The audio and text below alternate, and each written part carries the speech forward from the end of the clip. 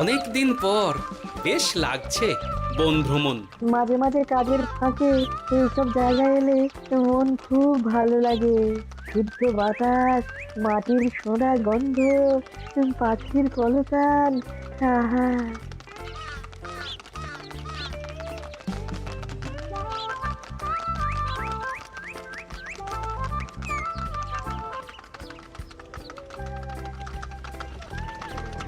মহারাজের রথ থামছে।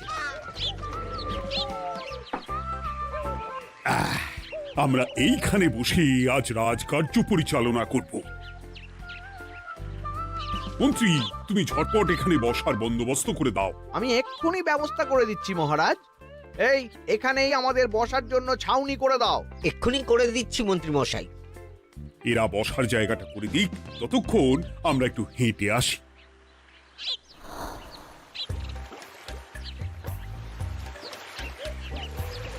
সকালবেলা হাঁটা শরীরের পক্ষে খুব ভালো মহারাজ।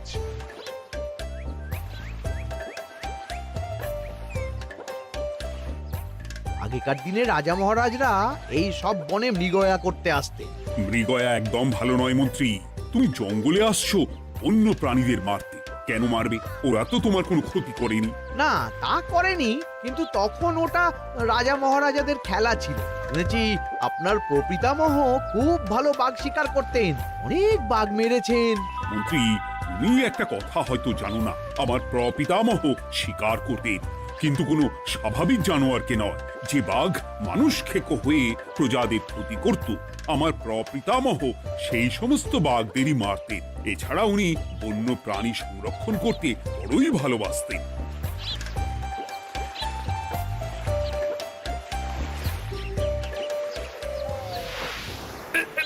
উফ, এটা আবার কি? এই এটা আবার কোথা থেকে উড়ে এলো? কোথাও তো ঝড় হাওয়া কিছুই নেই।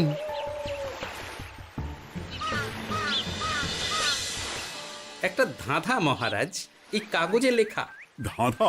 পড়ো দেখি। জোয়ার ভাটা প্রভুর খেলা, ভাটা হবে হলে বেলা, ভাটা হলেই দেখা যাবে লাল রঙের এক পাথর পাবে, নদীর ধারে গর্ত করে যত্নে সাজাই কলস ভরে, হেথায় হোথায় ছড়িয়ে যাহা অন্ধকারে জলে তাহা, ঢুকলে চক্ষু ঝলসে যাবে, হাতের কাছে ঘন্টা পাবে, ঠিক ঘন্টা বাজলে পরে পড়বে ঝরে থরে থরে, ঘন্টা যদি হয় ভুল যেন তুমি হারাবে কুল, ঠিক ঘন্টা চিনতে হলে নকশা দেখো চক্ষু খুলে, সিন্দুক দেওয়ালে হাত দাও আসল ঘটনা জেনে নাও। ওরে বাবা, খুব দীর্ঘ ধাঁধা। তা মন্ত্রী, তুমি কিছু বুঝলে? এটা একটা গুপ্তধনের নকশা। এর মধ্যে গুপ্তধন কোথায় আছে তার একটা ধারণা দেওয়া আছে। গুপ্তধন? ওটা আমাকে পেতেই হবে, পেতেই হবে। দেখি দেখি একবার কাগজটা দাও। গোপাল, কাগজটা আগে আমার হাতে দাও, দেখি ভালো করে। এখন নদীতে জোয়ার চলছে গোপাল। একটু পরেই ভাটা শুরু হবে। হ্যাঁ, ভাটা না হলে কিচ্ছু বোঝা যাবে না। এখানে স্পষ্ট লেখা আছে, ভাটা হলেই দেখা যাবে লাল রঙের এক পাথর পাবে। তার মানে আমাদের ভাটা হওয়া পর্যন্ত অপেক্ষা করতে হবে। না, সময় নষ্ট না করে ধাঁধাটার সমাধান করতে শুরু করি। ভাটা হলে একটা লাল রঙের পাথর দেখা যাবে, এই পর্যন্ত পরিষ্কার আছে। বুঝতে হবে ওর পর থেকে। পড়ো গোপাল, চলো আমরা সবাই বুদ্ধি লাগাই। নদীর ধারে গর্ত করে যত্নে সাজাই কলস ভরে। এটার অর্থ ধাঁধাটা মাথায় বসিয়ে নিয়েছি, এবার কে কি বলবে সেটা শুনতে হবে। চলো গোপাল, আমরা ধাঁধা যেমন যেমন বলেছি তেমন তেমন ভাবেই চলি। চলুন মহারাজ, এখন আমাদের দেখতে হবে লাল পাথর। কোথায় আছে লাল পাথর? চলো চলো সবাই, চোখ কান খুলে আমরা নদীর পাড় ধরে হাঁটি। আমি একটু তফাতে হাঁটি। গুপ্তধন আমাকে একা পেতে হবে। ভাটা হলেই দেখা যাবে লাল রঙের এক পাথর পাবে। আমাকে চোখ কান খোলা রাখতে হবে। লাল পাথর, নদীর চড়ায় লাল পাথর দেখতে হবে। লাল পাথর, লাল পাথর। ওটা কি? তো এই তো লাল পাথর, লাল পাথর। ওরা অনেকটা এগিয়ে গেছে, ওদের আমার দিকে নজর নেই। এই সুযোগ একা একা গুপ্তধন নিয়ে পালাবো।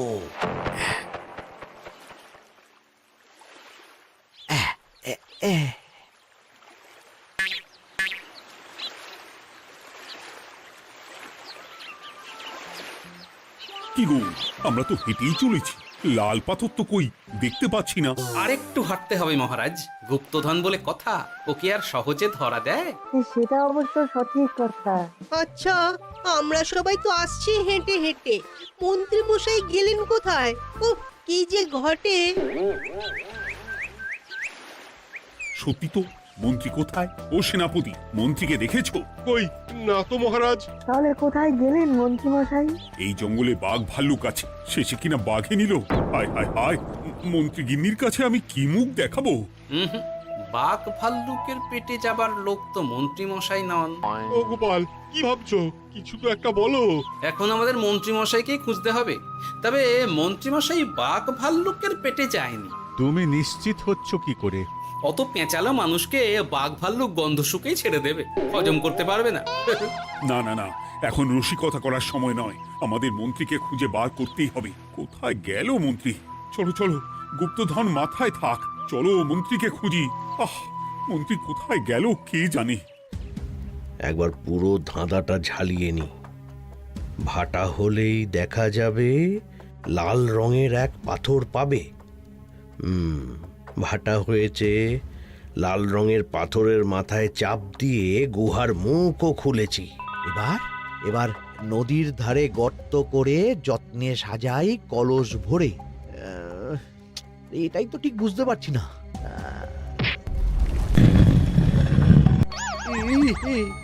এই রে, এবার কি হবে? হ্যাঁ মহারাজ, কোথাও একটা আওয়াজ হলো।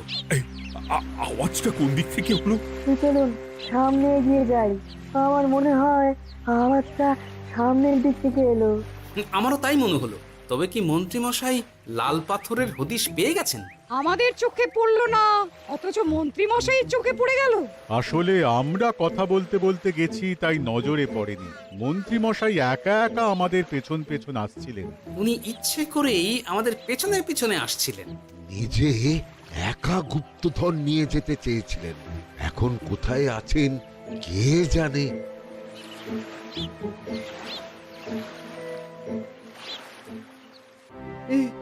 অন্ধকারে কিছু দেখতে পাচ্ছি না তো। ধাঁধাতে কি ছিল? হ্যাঁ, কি ছিল? হেথায় হোথায় ছড়িয়ে যাহা, অন্ধকারে জলে তাহা, ঢুকলে চক্ষু ঝলসে যাবে, হাতের কাছে ঘন্টা পাবে। পেয়েছি পেয়েছি, ঘন্টাটা পেতে হবে। ঘন্টা।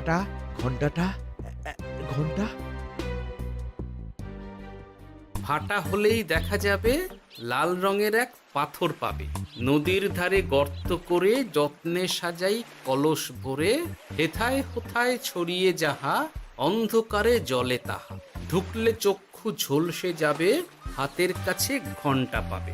ঠিক ঘন্টা বাজলে পরে পড়বে ঝরে থরে থরে, ঘন্টা যদি হয় ভুল যেন তুমি হারাবে কুল। ঠিক ঘন্টা চিনতে হলে নকশা দেখো চক্ষু খুলে, সিন্দুক দেওয়ালে হাত দাও আসল ঘটনা জেনে না। এবারে ভালো করে ঠান্ডা মাথায় ভাবতে হবে। ভাটা হলেই দেখা যাবে লাল রঙের এক পাথর পাবে।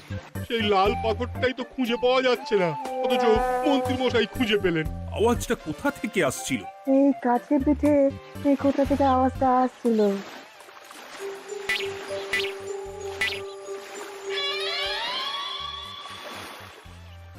এই তো, এটাই মনে হয় সেই লাল পাথর। একটু নাড়িয়ে চাড়িয়ে দেখি তো কিছু হয় কিনা।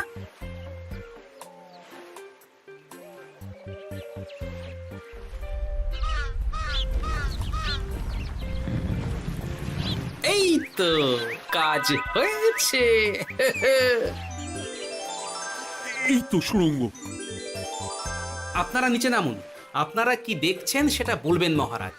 সবাই যদি নেমে যাই, যদি কোনো কারণে সুড়ঙ্গের মুখ বন্ধ হয়ে যায়, তাহলে আর আমরা বাইরে বেরোতে পারবো না মহারাজ।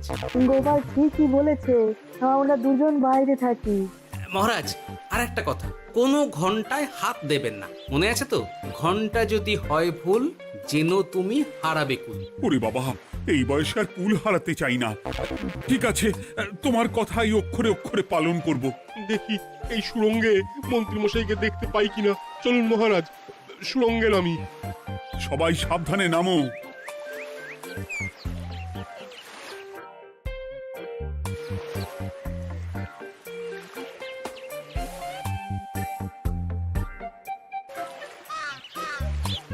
মহারাজ, ওখানে কি কি দেখতে পাচ্ছেন? ওখানে কি মন্ত্রী মশাই আছেন? না গোপাল, মন্ত্রীকে এখনো দেখতে পাইনি। শুধু আমি এখানে অজস্র পাথর দেখতে পাচ্ছি। পাথরে পাথরে ছয়লা, ছোট বড় অজস্র। পাথরগুলো বড় অদ্ভুত, কিরকম কিরকম মানুষ মানুষ করুন। লম্বা বেঁটে হরেক রকম। মানুষ মানুষ গরম, সেটা কি রকম? আর কিছু? কোনো কলসি কি দেখতে পাচ্ছেন? কলসি তো দেখতে পাচ্ছি না। মহারাজ, কলসি থাকতেই হবে, কারণ ধাঁধায় লেখা আছে নদীর ধারে যত্ন করে যত্নে সাজাই কলস ভরে। গর্তটা আসলে হলো সুড়ঙ্গ, কিন্তু কলস। মহারাজ, মহারাজ, এইদিকে এইদিকে একটা কলসের মতো কি যেন আছে। এইদিকে আসুন, এদিকে এদিকে। হ্যাঁ গোপাল, দেখতে পেয়েছি। এবার আমি যেরকম যেরকম বলবো সেই রকম সেরকমই করবেন। আমি বিজ্ঞানীকে নদী থেকে জল তুলে পাঠিয়ে দিচ্ছি। পাত্র কোথায় পাবে? আমাদের জল খাবার যে পাত্র আছে সেটা আনতে লোক পাঠাচ্ছি। ঠিক আছে। শুধু একটা কথা বলছি, আপনারা কেউই সুড়ঙ্গের ভেতরে কোনো কিছুতে হাত দেবেন না। কেন গোপাল? সব পরে বলবো, এখন আমি যা বলছি সেটা শুধু মনে রাখুন। সুড়ঙ্গের ভেতরে কিছুতে হাত দেবেন না। ঠিক আছে। প্রহরী, তুমি যাও, যেখানে আমাদের বসবার আয়োজন করা হয়েছে সেখানে গিয়ে একটা জলের পাত্র নিয়ে নদী থেকে জল ভরে নিয়ে এসো। গোপাল, মন্ত্রীমশাই কোথায় গায়েব হয়ে গেলেন? কোথাও গায়েব হয়ে যাননি বিজ্ঞানী, কোথাও গায়েব হয়ে যাননি উনি। উনি ওই সুড়ঙ্গের ভেতরেই আছেন। কিন্তু কেউ তো ওনাকে দেখতে পাননি। সম্ভবত পাথর হয়ে আছে। এখন কিভাবে পাথর হয়েছেন সেটা তো আমি বলতে পারবো না। সবটাই স্বপ্নের মতো লাগছে। ঠিক যেন স্বপ্নের মতো লাগছে। এই জীবনে সুরঙ্গ দর্শন হয়ে গেল। আমাদের পাতাল প্রবেশ। পাতালে আসিয়া আমি মনে মনে বলি, গুপ্তধন নিয়ে আমরা যেন সৎ পথে চলি। তোমার এখনো কাব্য আসছে সভাকবি? আসছে মানে কাব্যের সাথে আছে রোমাঞ্চ, করছে গা শীত, হচ্ছি আমি অধীর। মহারাজ, জল দিয়ে বিজ্ঞানীকে পাঠাচ্ছি। কি করতে হবে বিজ্ঞানীকে সব বলে দিয়েছি। তুমি ভেতরে আসবে না? আসবো ঠিক সময়ে। এখন আমি যেমন যেমন বলবো আপনি ঠিক তেমন তেমন করবেন। ঠিক আছে। বিজ্ঞানী, যেমন যেমন বললাম ঠিক তেমন তেমন ভাবে কলসিকে জল দিয়ে পরিষ্কার করবে। মনে রেখো, ধাঁধায় আছে কলসি সাজাই যতন করে। তুমি একটা কথা মনে রেখো বিজ্ঞানী, কোথাও হাত দিও না কিন্তু। ঠিক আছে গোপাল, তোমার উপস্থিত বুদ্ধির তুলনা নেই। আমি যাচ্ছি গোপাল। সাবধানে সাবধানে। মহারাজ, বিজ্ঞানী যাচ্ছে। সাবধানে নামো, সাবধানে। মহারাজ, কলসিটা কোথায়? ওই তো, একটু সাবধানে যাও।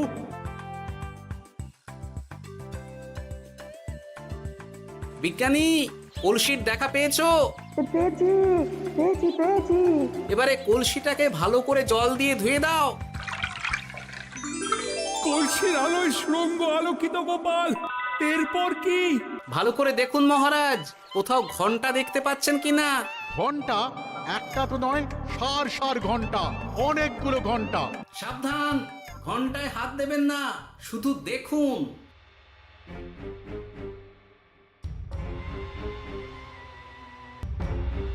মহারাজ, আমরা গুপ্তধনের খুব কাছে চলে এসেছি। তাই নাকি? কি মজা কি মজা, এবার খাবো ক্ষীরের গজা।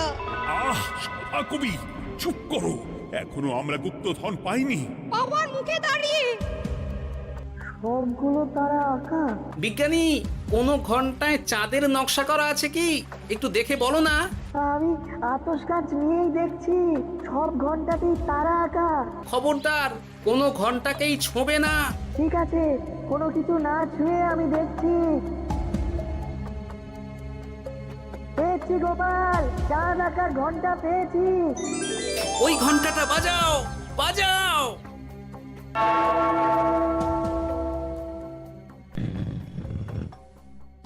গুপ্তধন পেয়েছেন মহারাজ? বাঁচাও বাঁচাও বাঁচাও।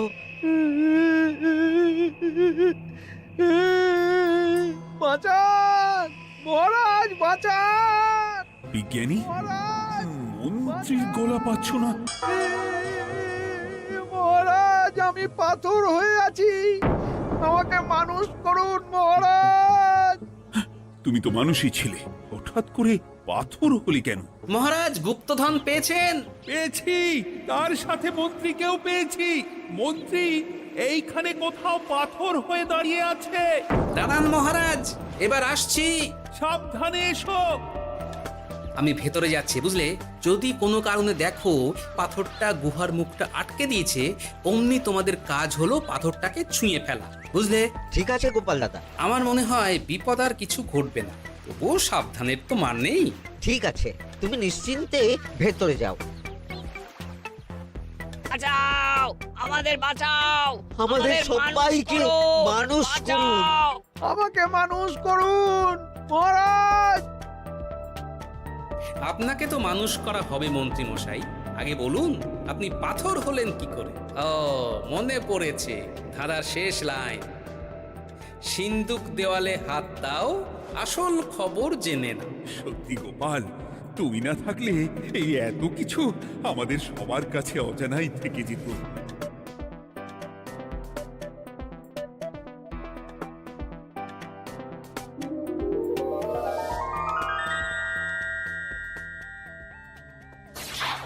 ধন্যবাদ আমাকে মুক্ত করার জন্য। আপনি কে? আমি যক্ষ। আমাকে এই ধন সম্পত্তি পাহারা দেওয়ার জন্য এক ডাকাত দলের সর্দার যক্ষ করে রেখেছিল। আমি 100 বছর ধরে এইখানে যক্ষ হয়ে আছি। আমি তোমার জন্য মুক্ত হলাম গোপাল। এই সম্পত্তি তোমার গোপাল। সম্পত্তি নিয়ে আমি কি করব? আমি এই সব সম্পত্তি মহারাজকে দান করলাম, রাজ্যের অনেক কাজ হবে এতে। তুমি ধন্য গোপাল, তুমি ধন্য। এবার আমার যাবার সময় এসেছে, আমাকে যেতে হবে। যাবার আগে এই পাথরগুলোকে মানুষ করে যান। এরা সব লোভী। আমি আমার সীমিত ক্ষমতায় এই গুপ্তধনের ধাঁধাকে এখানে যারাই ভ্রমণ করতে আসে তাদের হাতে তুলে দিই, কিন্তু কেউ এই ধাঁধার সমাধান করতে পারে না। সবার মনে লোভ কাজ করে, এই লোভ এদেরকে পাথর করে রেখেছে। পাথর হলো কি করে? একটা মানুষ এসে বুক ভরা লোভ নিয়ে আধা পুরো না জেনে পাথরে হাত দিলেই সে পাথর হয়ে যাবে। আমাদের আমাদের আমাদের ভুল ভুল হয়েছে। আর লোভ আর করবো লোভ না। করবো না। আমাদের বাঁচাও। আমাকে মুক্ত করে দিন, আমার খুব ভুল হয়েছে মহারাজ, মুক্ত করে দিন আমায়। তুমি এখানে আগে এসেছিলে, তাই তো আগে এসে ভাবলে নিজেই একা একা গুপ্তধনকে হরপ করে দেবে।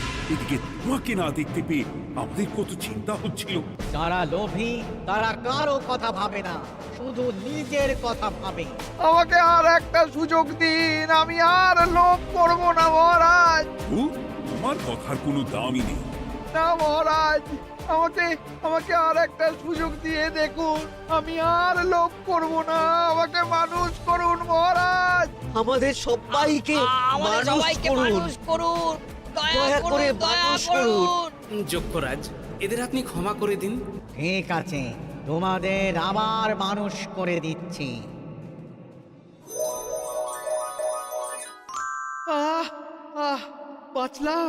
বাঁচলাম। এই রকম বারবার বাঁচা যাবে না কিন্তু। এবার সাপ ব্যাং যাই হবে না কেন ওইভাবেই থাকতে হবে, এই আমি বলে দিলাম। এবার আমার মুক্তি। মুক্তি নেবার আগে আরেকটা প্রশ্ন, যে ডাকাত সর্দার তার সম্পত্তিকে রাখার জন্য আপনাকে যক্ষ বানিয়েছিল, এ সম্পত্তি তো তাদের, আমরা তো নিতে পারি না। লোভ বড় খারাপ গোপাল। অতিরিক্ত লোভ মানুষকে পশু করে দেয়। ওই ডাকাত দল এই সম্পত্তির জন্যে সবাই কাটাকাটি করে মরে গেছে, কেউ আর বেঁচে নেই। সুতরাং এই সম্পত্তিতে তোমার অধিকার আছে, এই সম্পত্তি তুমি গ্রহণ করো। নিলাম আমি, কিন্তু এই সম্পত্তি মহারাজকে আমি দান করলাম। ডাকাত দল জনগণের সম্পদকে লুঠেই তো সম্পত্তি বানিয়েছে, তাই আমি জনগণের কাজে লাগবার জন্যই এই সম্পত্তি মহারাজকে দিলাম। সাধু সাধু। গোপাল, তোমার জয় হোক। এবার তাহলে আমি যাই, তোমরা সবাই সুখে থেকো আর ভালো থেকো। গোপাল, তোমার তুলনা হয় না। তোমার ঋণ আমি কোনোদিন শোধ করতে পারবো না। তুমি কৃষ্ণনগরের জন্য যা করলে তা ইতিহাসে লেখা থাকবে। না মহারাজ, আমি এমন কিছু করিনি, এই কাজ সবাই করবে। জয় গোপালের জয়, জয় গোপালের জয়, জয় কৃষ্ণনগরের জয়। জয় কৃষ্ণ, জয়।